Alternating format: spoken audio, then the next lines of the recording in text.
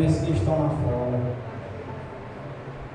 Então nós temos que pagar o preço pelas outras vidas.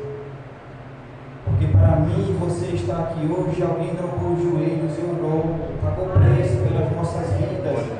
Então nós temos que fazer o mesmo, temos que orar, temos que jejuar, para que o Senhor possa salvar e libertar. E nós vemos que por Hófni e Finéias, os filhos dele, se encontrarem daquela forma no templo do Senhor, por ele ser um sacerdote, um juiz, era para ele ter tomado uma posição, não ter somente repreendido com palavras, mas lá em Êxodo, em Levítico, se não me falha a memória, fala que quando um filho ou uma filha desonrasse a um pai, desobedecesse a um sacerdote, ele tem que ser colocado diante de praça pública para ser julgado. E nós vemos que a Bíblia nos fala que haverá um rigor maior para aqueles que ensinam, que instruem através da palavra. E foi isso que o Senhor cobrou dele. Ele somente chegou para os seus filhos e disse: olha, todo Israel está sabendo do que vocês estão fazendo no templo, na casa do Senhor. Mudem a forma que vocês estão fazendo, se consertem, voltem para os pés do Senhor. Mas eles não deram ouvido. E por ele ser o juiz daquele templo, não era para ele ter permitido aquela situação. Por isso que depois a Bíblia vai nos dizer que o Senhor ele envia um profeta, não relata o nome do profeta, e ele começa a falar para Eli, que desde o tempo do Egito tinha tirado ele e sua família, tinha escolhido em meio a muitos a sua família para ser sacerdotes, para estar presente diante da casa do Senhor, sacrificando e oferecendo sacrifícios e holocaustos. E ali o Senhor começou a usar aquele profeta, falando de tudo que o povo já tinha passado e a forma em que ele se encontrava. Mas ele não tomou uma posição. E nós vemos que tem coisas que nós não devemos somente falar. Aleluia! Nós temos que tomar uma decisão, principalmente quando se refere à casa do Senhor, ao templo e morada do Espírito Santo. Nós vemos que o seu pai chegou até eles, começou a falar, mas eles não deram ouvido à palavra do Senhor.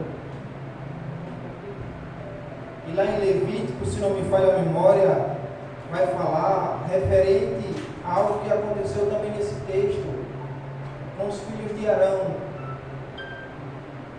A Bíblia diz que aqueles jovens, os filhos de Arão, foram consagrados para ajudar ao pai dentro do templo, da casa do Senhor. Mas quando o Senhor queria que eles descessem, que eles tirassem a cinza do altar, colocassem a lenha e depois eles viessem assoprar. Porque a palavra do Senhor diz que a chama ela tinha que arder continuamente sobre o altar. E em vez daqueles jovens fazer o que eles tinham sido ensinados, eles procuraram pegar fogo estranho e colocar no altar do Senhor. E nós não devemos misturar as coisas de Deus com as coisas do mundo. As coisas de Deus são coisas sagradas. Nós não podemos estar aqui com este microfone, com essas coisas que são santas, louvando, adorando ao Senhor, e depois a gente sair e está querendo cantar músicas do mundo, está querendo imitar aquilo que o mundo está fazendo. Aleluia! As coisas de Deus são coisas santas e a gente temos que entender. Naquele templo, a Bíblia diz que era olho por olho e dente por dente. O que era feito, assim que ficasse sabendo, era cobrado na hora. Mas hoje chegou o tempo da graça. O Senhor deixou tudo para o último dia, para o dia final. Então nós temos que procurar obedecer ao Senhor, andar conforme a sua lei, os seus mandamentos nos ensinam. que honrar o pai e a mãe, para que se prolongue os seus dias na terra. E eu me lembro que a minha mãe, servindo ao Senhor, muitas das vezes ela dizia: meu filho, faça isso, eu não fazia. Meu filho, vá por esse caminho, eu não ia. Eu estava desonrando a minha mãe.